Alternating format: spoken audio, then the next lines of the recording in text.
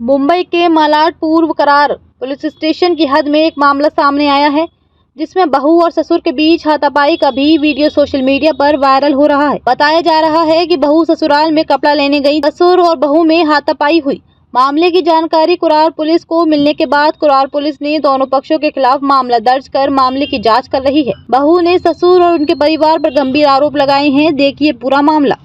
जब मैं मेरे मायके में थी तो फिर मेरे पति ने मुझे फ़ोन किया। उन्होंने बोला तुम यहाँ पे आ जाओ, और मुझे कुछ कपड़े भी लेने थे। तो फिर मैं अपने ससुराल आई, और मैंने वहाँ पे आई तो मेरा भाई मेरे साथ था।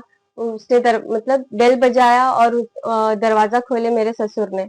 तो जैसे ही मैं एक कदम आगे बढ़ाई, उन्होंने मुझे ज़ोर से पकड़ा और गिरा दिया नीचे। नीचे गिराने के बाद उन्होंने मेरा कपड़ा खींचा, मेरा ब्रा भी खींचा, मेरा पूरा कपड़ा एकदम फाड़ दिया। मेरा इधर-इधर सब कपड़ा फट चुका था, और मेरा पैंट भी फाड़ दिया उन्होंने। इतना मारा-पीटी किया, मुझे बहुत चोट भी लगी उनके वजह से, क्योंकि वो चाहते थे कि मैं उनके घर ना आऊँ। लेकिन वो मेरा ससुराल है। अभी तक हमारा ऐसा कुछ हुआ नहीं है कि मैं नहीं जा सकती हूँ। लेकिन तो मैं गई मेरा सब कपड़ा लेने के लिए, फिर भी वो मुझे घर में नहीं ले रहे थे। मैं बहुत कोशिश की, मैं प्यार से बात की उनसे कि मुझे मेरा कपड़ा ले लेने दो, मैं चली जाऊँगी वापस। तो भी वो सुने नहीं। उन्होंने मुझे बहुत हाथापाई किया, बहुत मुझे चोट पहुँचाई। उसके बाद कपड़ा भी मेरा फाड़ दिया, बहुत तकलीफ दिया उन्होंने मुझे। और फिर मैं फिर ज़ोर-ज़ोर से चिल्लाने लगी, तो मेरा भाई आया मुझे बचाने के लिए, मेरी मम्मी भी आई। तो फिर उसके बाद उन्होंने झूठा-झूठा इल्ज़ाम मेरे भाई पे लगा दिया, और फिर उन्होंने फिर हम पुलिस को भी कॉल किए। जब पुलिस आई, फिर उसके बाद उनके फैमिली के मेंबर धीरे-धीरे आ रहे थे, जैसे उसकी बहन पुलिस आने के बाद आई। फिर भी फिर भी उन्होंने झूठा एलिगेशन मेरे भाई पे भी लगाया, दोनों भाई पे, कि मतलब उन्होंने बहुत कुछ किया, उन्होंने धक्का दिया, उन्होंने इनकी बहन को हाथ लगाया। मैं रिक्वेस्ट करूँगी कि प्लीज़ सीसीटीवी कैमरा चेक कीजिए उनके बिल्डिंग का। आपको समझ में आ जाएगा कि क्या सच है, क्या झूठ है। मैं आसाराम प्रजापति, प्रियंका का पापा बात कर रहा हूँ। मैं शादी.com से शादी के लिए रिश्ता ढूंढा, तो ये बरखूराम प्रजापति के लड़के से शादी का रिश्ता मुझे मिला।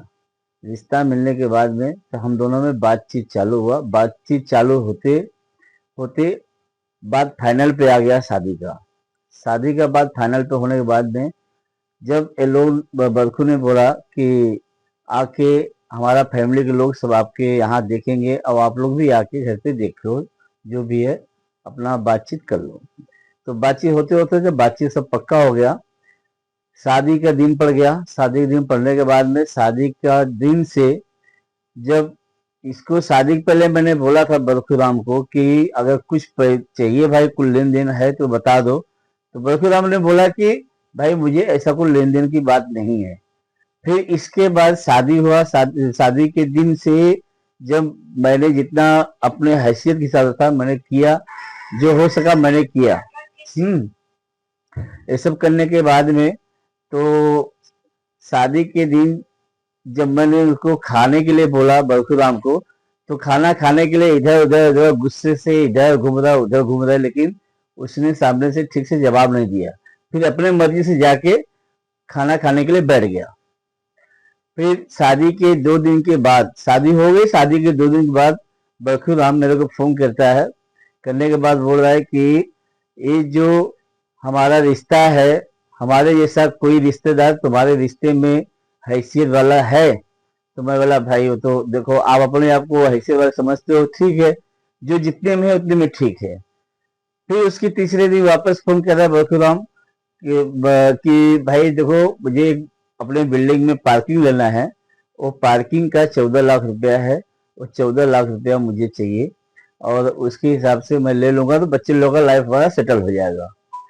तो मैं बोला देखो भैया मैं पार्किंग का पैसा नहीं दे सकता हूँ, क्योंकि शादी में जितना मेरा कैपेसिटी था उतना मैंने खर्चा किया। खर्चा करने के बाद में मैं इसके ऊपर कुछ नहीं कर सकता हूँ, क्योंकि मेरी अभी पैसे का बजट बिल्कुल बिगड़ा हुआ है।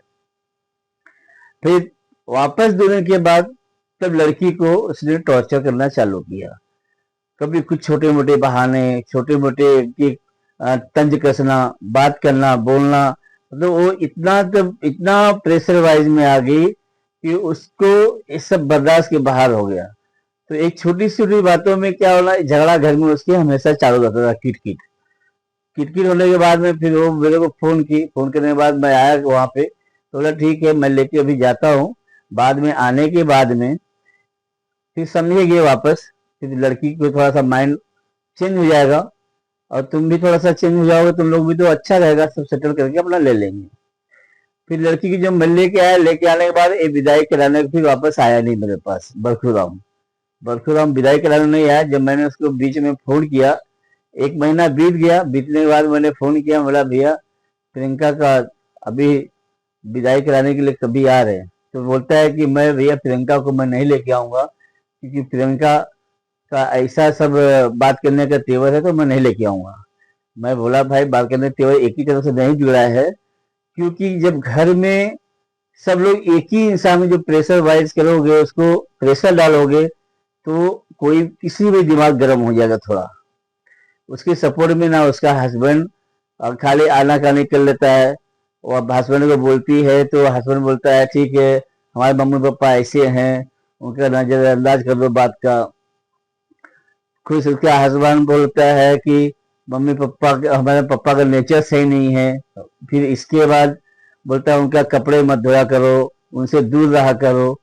ये शिव बोल रहा लड़का बरखुराम का। और सारी बातें जो इसकी फैमिली में है, इसके खिलाफ सारी बातें बताई, और बताने के बाद में ऐसे ऐसे गलत है मेरे पापा। सब कुछ सुनने के बाद फिर मेरे मन में ऐसा आया कि प्रियंका को थोड़ा लेके आना ही सही है यहाँ पे। जब मैंने लेके आने के बाद जब मैंने फोन किया, फोन करने के बाद मेरे को ये सब चीजें दुनिया भर की बोलने लगा, बोला मेरे घर के लायक नहीं है, ऐसा नहीं है, वैसा नहीं है। फिर वापस मैं गया प्रजापति समाज में बोला समझौता हो जाएगा, थोड़ा बच्चों में हो जाता है, एक घर से दूसरे घर में जाते हैं, एडजस्टमेंट नहीं हो पाता है, कभी कभी उनको ऐसा संभालना पड़ता है। तो इनके घर में संभालने ऐसा कोई ऐसा हुआ ही नहीं कि कोई एक फैमिली मेंबर मिलके उसका सपोर्ट करे। जो भी है सब ये लोगों ने कुछ सपोर्ट करने तैयार नहीं हुए। इनको बस खाली एक दहेज का मसला, वही जो 14 लाख की पार्किंग की बात थी, उसको ही ये दिमाग में रख के, और ये बरखुराम ने अपने बीवी और दोनों लड़कियों को आगे करके और पीछे से इनको सबका मजा देखता था। तब इसके बाद बार बार एक ही बात का मैं रिक्वेस्ट करते रहा, मतलब लेके जाओ, लड़की है, आगे उसका दिमाग डिसमिस हो जाएगा, चेंज हो जाएगा, चलो ठीक है भाई, उसके बाद कभी कुछ नहीं होगा। फिर नहीं सुना, ना कि आगे कोई बात ही नहीं सुन रहा है। फिर मैं गया प्रजापति समाज में, वहां भी समझौता करने को गया, तो वहां भी फिर वही सब बातें करना चालू कर दिया उसने। बोलता मैं नहीं रखूंगा। जब घुमा फिरा के बात इस एक ही है कि इसको नहीं रखना है। नहीं रखने के रीजन ऐसा है कि ऑलरेडी दूसरी लड़की इसने देख लिया था, इसको छोड़ने के हिसाब से कि मैं दूसरी लड़की शादी कराऊंगा। और ये सब बातें लेके आगे इतना बढ़ते जा रहा है कि बरखुराम का बात में गालियां देना, जब भी फोन करता था उल्टी बात करना, गाली से बात करना, ये सारी चीज उसके अंदर हमेशा रहता था। मतलब नफरत उसके अंदर इतना हो गया था कहीं बात नहीं। शादी पहले सब कुछ सही था, शादी पहले ठीक था, कोई प्रॉब्लम नहीं था इसको। शादी के बाद से 2-3 दिन के बाद से इसको जब ऐसा नफरत चालू हुआ कि वो दहेज के विषय में ना कुछ भी अनबन बोलता था, कुछ भी कहता था।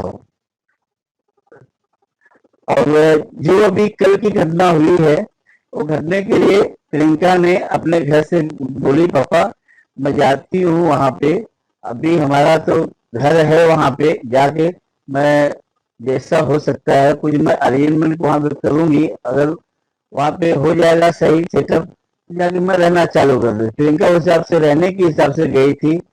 तो इन लोगों ने